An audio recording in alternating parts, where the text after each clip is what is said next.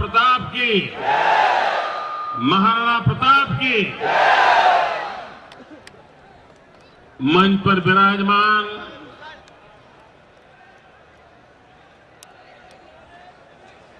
समाज के सभी कर्ता धर्ता बंधु भगिनी, यहां पधारे हुए सभी आदरणीय मेहमान, मंत्री परिषद के सभी साथी और इतनी बड़ी विशाल संख्या में उपस्थित प्यारे भाइयों और बहनों, जहां तक मेरी नजर जाती है मुंड ही मुंड दिखाई देते हैं।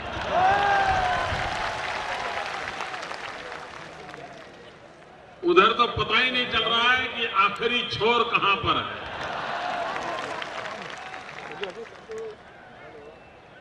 भाइयों बहनों, कभी तो सोचना होगा कि क्या कारण है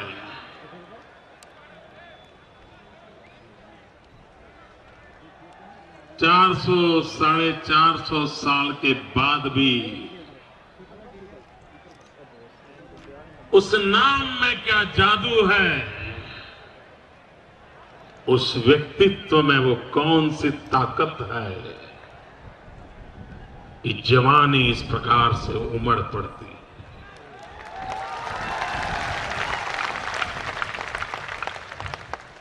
वो कैसा जीवन जी गए होंगे, किस प्रकार से जीवन को खपाया होगा कि आज भी राणा प्रताप का नाम देते ही रोंगटे खड़े हो जाते हैं।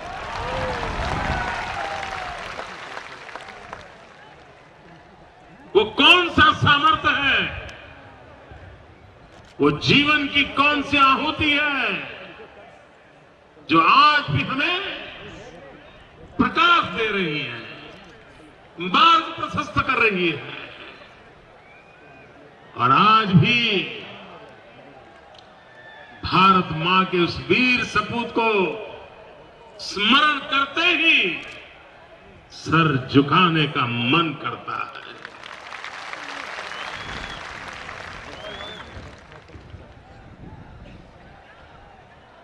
शिरोई के महाराजा पीड़ा व्यक्त करते थे कि दिल्ली की सल्तनत को राणा प्रताप की जयंती पर फूल चढ़ाने की भी फुर्सत नहीं है। भाइयों बहनों,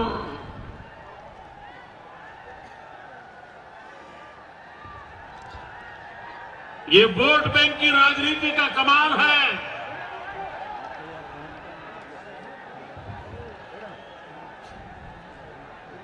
ये वोट बैंक की राजनीति का कमाल है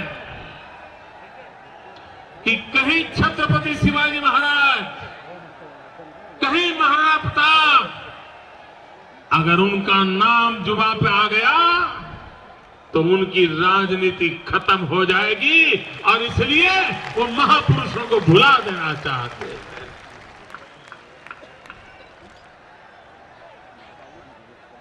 भाई अब जगह कम है, ये मैदान में जगह कम भले हो, मेरे दिल में आपके लिए भरपूर जगह है भैया।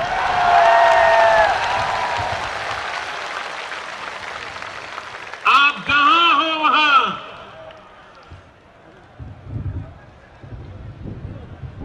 भाइयों बहनों,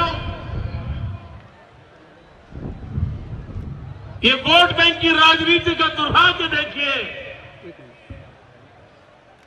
कि देश के वीर पुरुषों को भुला दिया जाता है।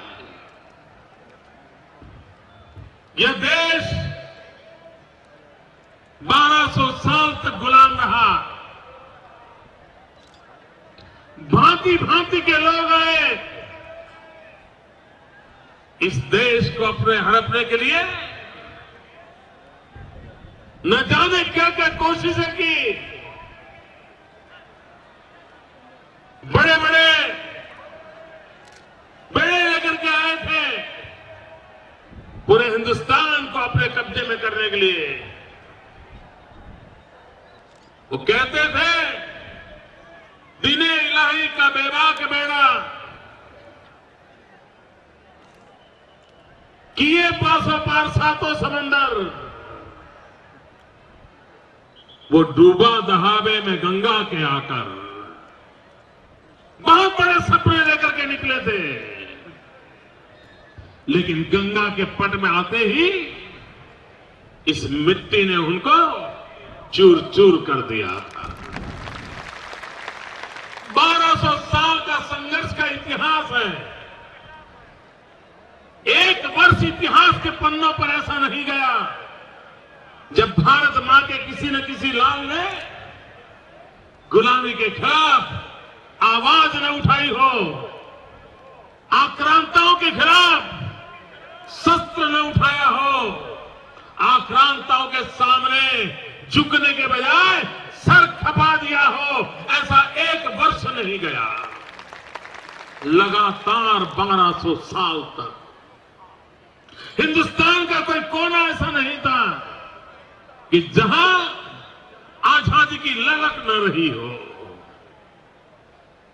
हर पल, हर युग में, हर वक्त पर इस देश के नौजवानों की परंपरा अपने आप को बलि चढ़ाने के लिए हमेशा हमेशा के लिए मौजूद रहती थी।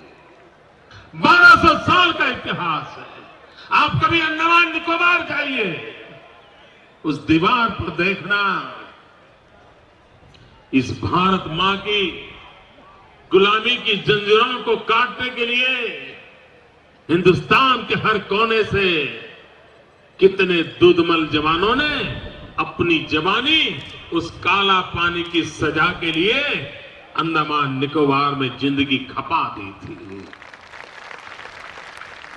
पढ़ते ही जाइए, नाम पढ़ते ही जाइए, कहीं अंत नहीं आता है, इतनी बड़ी सूची है। भाइयों बहनों, उसके बावजूद भी देश को एक ही पाठ पढ़ाया जाता है।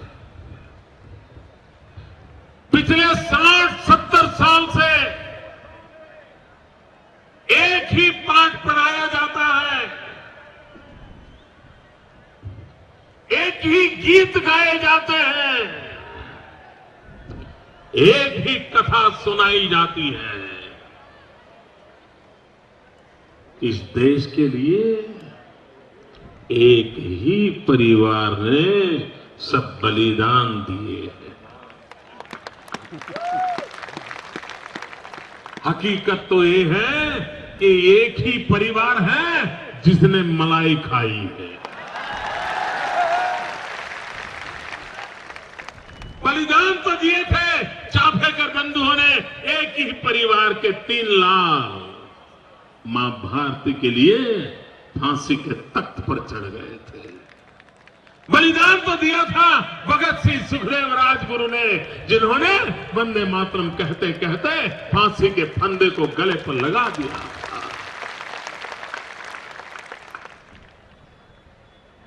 कितने कितने लोगों के नाम गिनाए, अनगिनत लोग जिन्होंने इस भारत मां को फिर से एक बार सम्मानित करने के लिए अपने जीवन खपा दिया था। लेकिन इतिहास में उनका कहीं नामोल्लेख ना हो, इसके लिए पूरी चिंता की जाती है।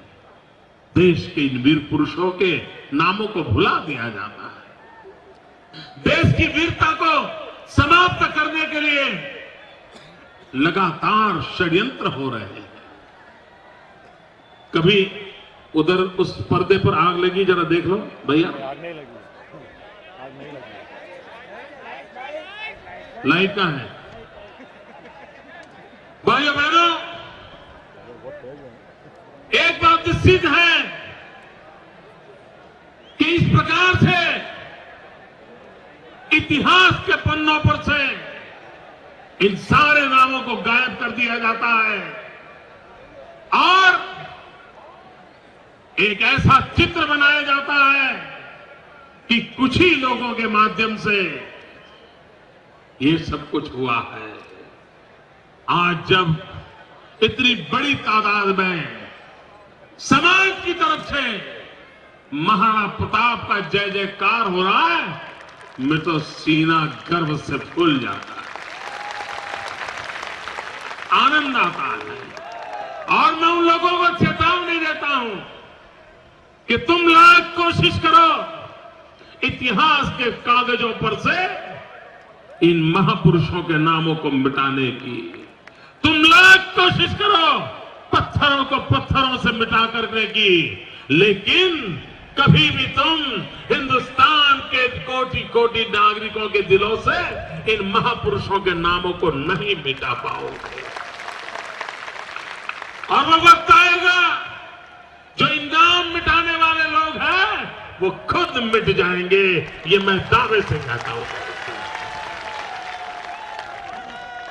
भाइयों बहनों, देश में वीरता के खिलाफ कैसा माहौल चला। पहले स्कूल में बच्चा पढ़ता था तो उसको पढ़ाया जाता था तो तलवार का त। कुछ लोगों ने चर्चा की कि अगर बच्चा बचपन में ही अगर तलवार का त पढ़ेगा तो उसके मन के अंदर हिंसक भाव पैदा होंगे, और इसलिए क्या करो, तलवार का निकाल दो, तपेली का पढ़ाओ। जिस देश के बच्चों को तलवार भुला करके तपेली पकड़ा दी जाती है, भाइयों बहनों, वो बच्चों से वीरता के पाठ कौन पढ़ाएगा। सोच समझकर हालात किए, आपको जान करके हैरानी होगी।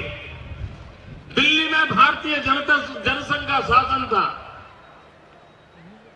और भारतीय जनसंघ कॉरपोरेशन में काम करता था, और उन्होंने तय किया कि दिल्ली में छत्रपति शिवाजी महाराज की प्रतिमा लगाएंगे।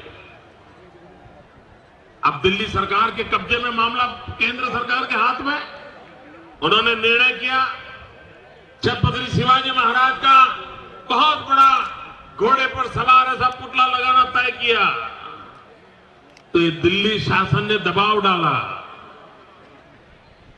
कि छत्रपति शिवाजी तो लगाइए, लेकिन ऐसे जो हाथ खड़ा कर करके वो तलवार लेकर के बैठे हैं वो तलवार रहने दीजिए। आप कल्पना कर सकते हो कि भाले के बिना राणा प्रताप कैसे लगेंगे, तलवार के बिना छत्रपति शिवाजी कैसे लगेंगे। लड़ाई चलती रही, आखिरकार दिल्ली की सल्तनत ने छत्रपति शिवाजी का वो स्टैच्यू लगाया जिसके हाथ में तलवार नहीं है, और अगर घोड़े पर आप बैठे हो, हाथ में तलवार नहीं है और ऐसा हाथ खड़ा किया है, तो तस्वीर देख करके लगता है कि कोई बहुत बड़ा गायक गीत गा रहा है।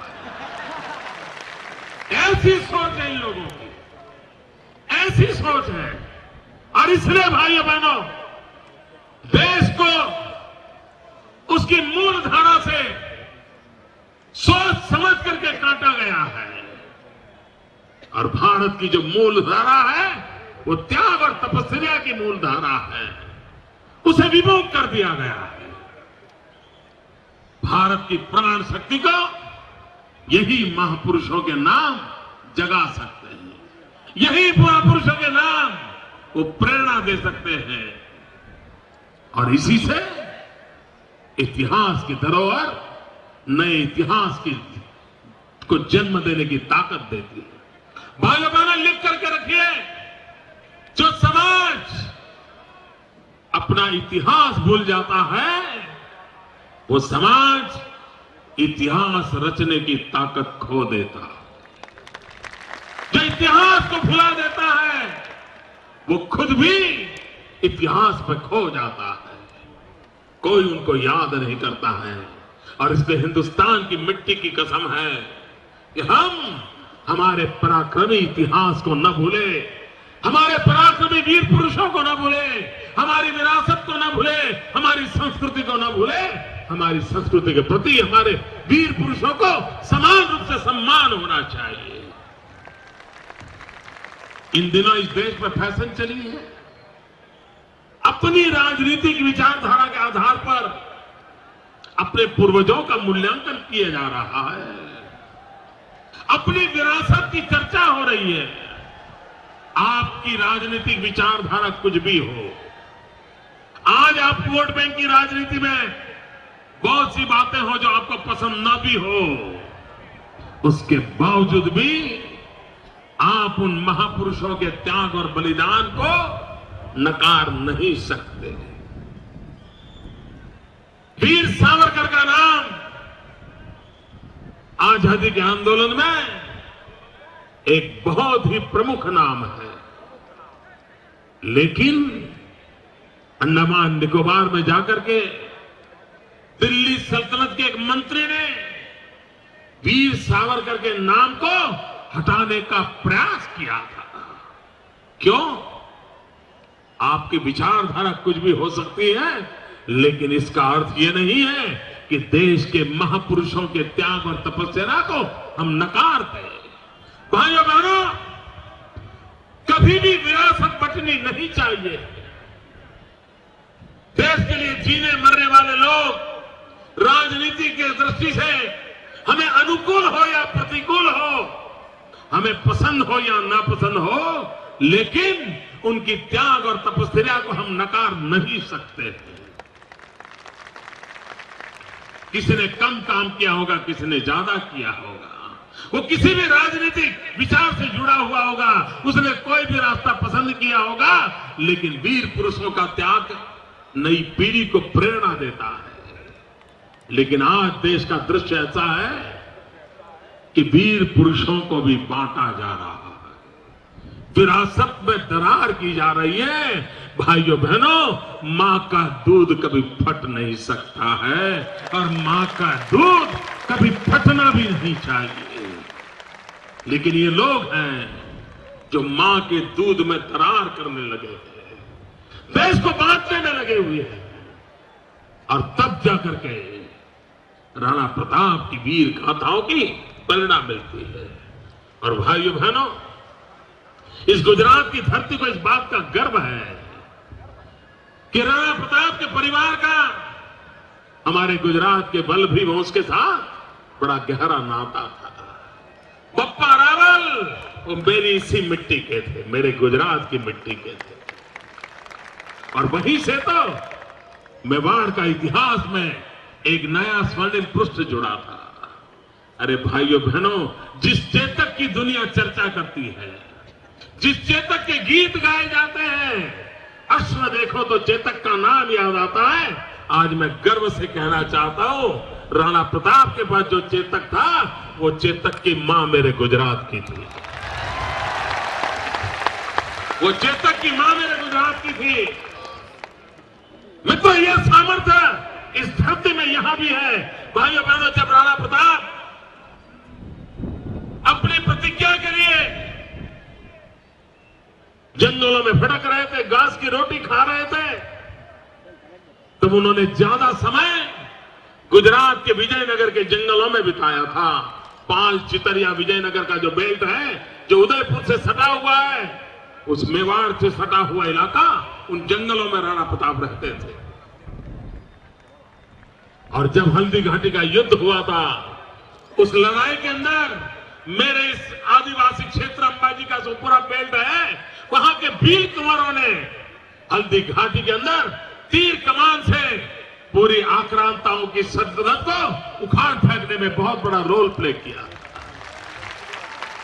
भाइयों बहनों, राणा प्रताप के जीवन की घटना आज भी मेरे गुजरात में लोक साहित्य के माध्यम से गांव गांव बताई जाती है, और इतनी प्रेरक घटना है कि जीवन में किसी को भी प्रेरणा दे। घटना उस जमाने की है जब राणा प्रताप अपनी प्रतिज्ञा को लेकर के जंगलों में भटक रहे थे, घास की रोटी खा करके गुजारा करते थे। एक बार दोपहर के समय था, राणा प्रताप जंगलों में चट्टान पर थोड़ा विश्रांति कर रहे थे और उस समय एक 45-40 उम्र की एक जोड़ी, एक कपल, पति पत्नी वहां से गुजर रहे थे। वो यात्रा कर रहे थे, किसी स्थान पर जाने के लिए निकले थे। बहुत प्यास लगी थी, वो प्यास के लिए तरस रहे थे, ढूंढ रहे थे, लेकिन कहीं पर पानी की जगह नहीं मिल रही थी। उन्होंने दूर से चट्टान पर एक सज्जन को सोया हुआ देखा। उनको लगा कि यहां के परिचित होंगे, चलो हम उसके पास जाएं और उससे पूछें कि कहीं नजदीक में पीने का पानी मिलेगा क्या। वो दोनों पति पत्नी जहां पर राणा प्रताप चट्टान पर सोए थे, उनके पास गए। उनको निकट देखते हुए राणा प्रताप खड़े हो गए और उन्होंने पूछा, आइए कैसे आना हुआ। तो उस पति पत्नी ने कहा कि हम आगे जाना चाहते हैं, घंटे भर से प्यास लगी है, नजदीक में कहीं पानी मिलेगा क्या। तो राणा प्रताप ने कहा, हाँ मिलेगा। फिर पूछा, इस प्रकार से इतनी कड़ी धूप में आप दोनों अकेले कहां जा रहे हो, आपके बच्चे कहां हैं, साथ में नहीं लाए क्या, बच्चों को कहां छोड़ा है। तो उस पति पत्नी ने कहा कि हमारे बच्चे नहीं हैं। तो राणा प्रताप ने कहा कि क्षमा करना, मैंने ऐसा सवाल पूछ लिया, शायद आपको पीड़ा हुई होगी। तो उस पति पत्नी ने कहा, नहीं भाई साहब, आप क्षमा मत मांगिए। हमें इस बात का दुख नहीं है कि हमारे घर में बच्चा नहीं है, हमें तो इस बात का गर्व है। तो उन्होंने बड़ी जिज्ञासा से पूछा कि ऐसी कैसी बात है कि आपकी गोद नहीं है, बच्चा नहीं है और आपको गर्व हो रहा है। तो उन्होंने कहा, उनको पता नहीं था वो किसके साथ बात कर रहे थे। उनको तो लगता था वो भी कोई एक व्यक्ति कहीं रास्ते पर जा रहा था और चट्टान पर सोया था। उनको पता नहीं था उस पति पत्नी को तो वो राणा प्रताप से बात कर रहे हैं। उन्होंने कहा कि हमारे घर में बच्चा नहीं, इसका हमें दुख नहीं है, हमें गर्व है, क्योंकि हम लोगों ने प्रतिज्ञा की है। 35-40 साल का नौजवान जोड़ा राणा प्रताप की आंख में आंख मिलाकर के कह रहा है कि हमने प्रतिज्ञा की है कि जब तक राणा प्रताप मेवाड़ की धरती पर फिर से अपना झंडा न गाड़े, तब तक हम संसार सुख नहीं मनाएंगे।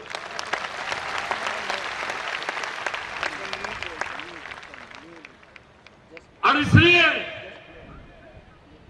हमारे घर में कोई संतान नहीं है, हम प्रतीक्षा कर रहे हैं कि राणा प्रताप विजयी हो।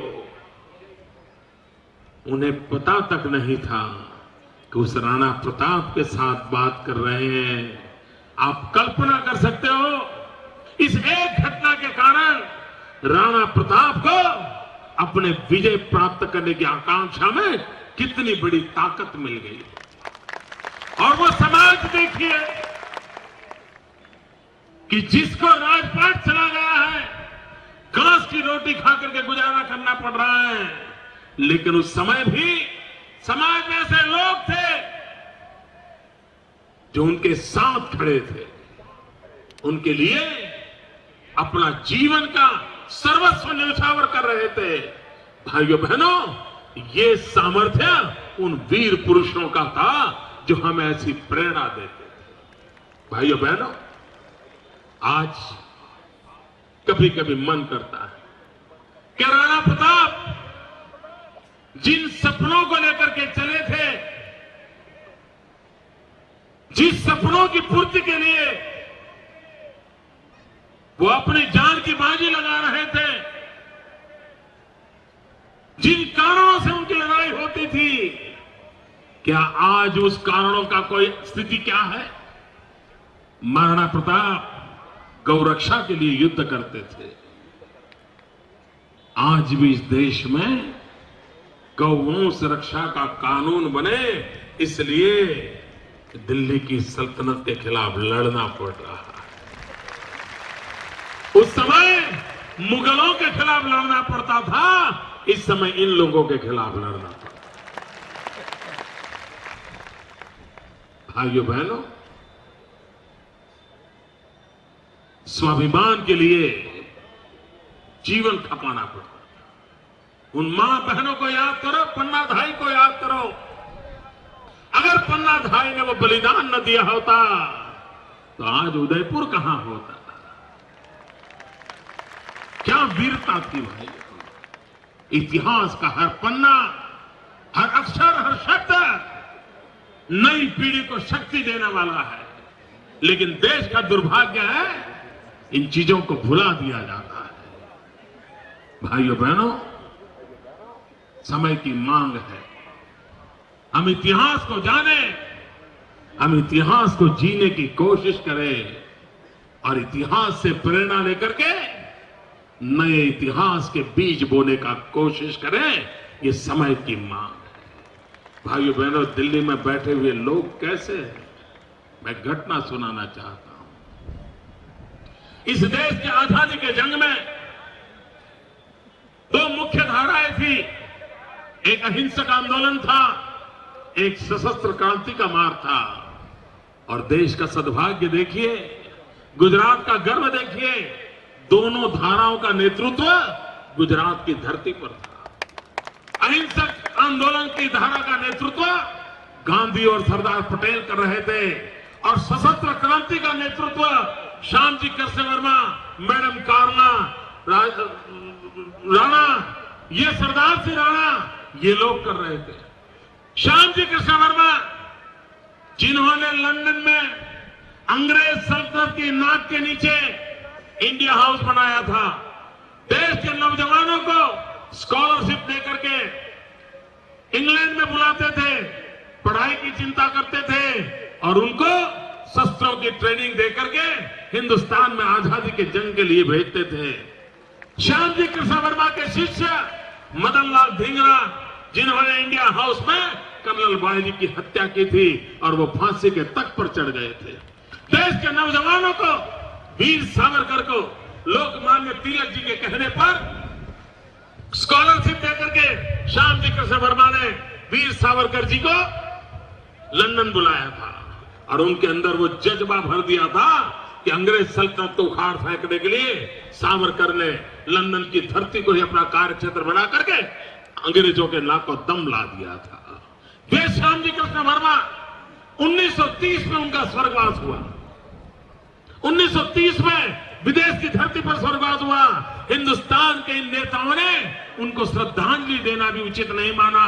तब लाहौर की जेल में भगत सिंह थे, एक अकेले भगत सिंह, जिन्होंने श्यामजी कृष्ण वर्मा की मृत्यु की खबर मिली, लाहौर के अंदर अकेले ने श्रद्धांजलि सुमन दिए, श्रद्धांजलि के लिए मौन दिया और उस पर महापुरुष को स्मरण किया।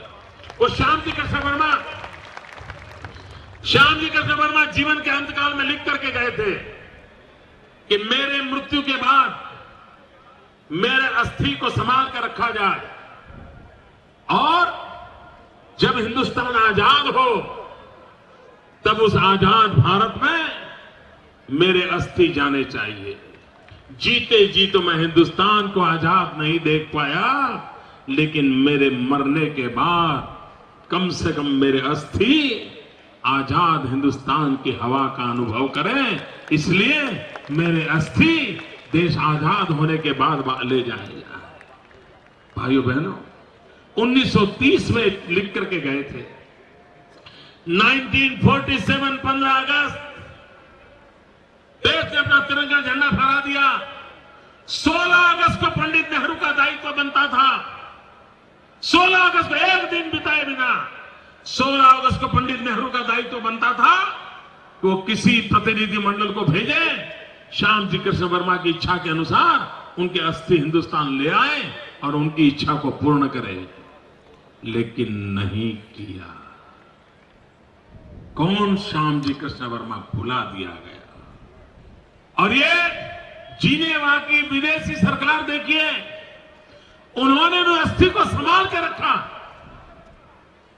भारत का नागरिक, अंग्रेजों के खिलाफ लड़ने वाला आदमी, उसके अस्थि जिनेवा की सरकार ने संभाल के रखा।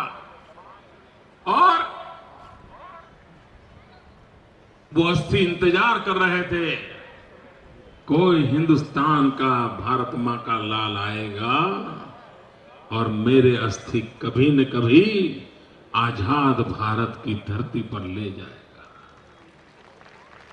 भाइयों बहनों, आजादी के 50 साल बीत गए, किसी को फुर्सत नहीं मिली। भाइयों बहनों, ये मेरा सौभाग्य था। शायद इतिहास ने, ईश्वर ने मेरे भाग्य में काम लिखा था। 2003 में मृत्यु के 73 साल के बाद मैं जिनेवा गया और जिनेवा जाकर के श्याम जी कृष्ण वर्मा के अस्थि को मेरे कंधे पर उठा करके ले आया।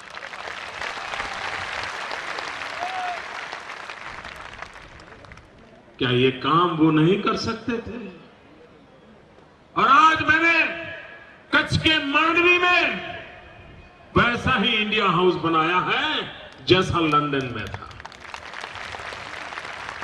मेरी आपसे प्रार्थना है कि कभी कच्छ जाइए तो मांडवी जाइए और उस महापुरुष श्याम जी कृष्ण वर्मा की स्मृति में हमने जो इंडिया हाउस बनाया है वैसा का वैसा रिप्लिका बनाया है। और वहां पर मैंने श्याम जी कृष्ण वर्मा के अस्थि का कलश रखा है। आप भी जाकर के एक फूल चढ़ा करके आ जाना। महापुरुषों से सीखे, मां के दूध में दरार न होने दे, विरासत को बटने न दे और भावी इतिहास को जन्म देने के लिए बीज बोने की कोशिश एक नागरिक के नाते हम भी करें। ये आज राणा प्रताप के स्मरण करते हुए संकल्प करें। इसी अपेक्षा के साथ मेरे साथ पूरी ताकत से बोलेंगे, महाराणा प्रताप की। दोनों मुट्ठी बंद करके पूरी ताकत से दिखा दो भैया, महाराणा प्रताप की।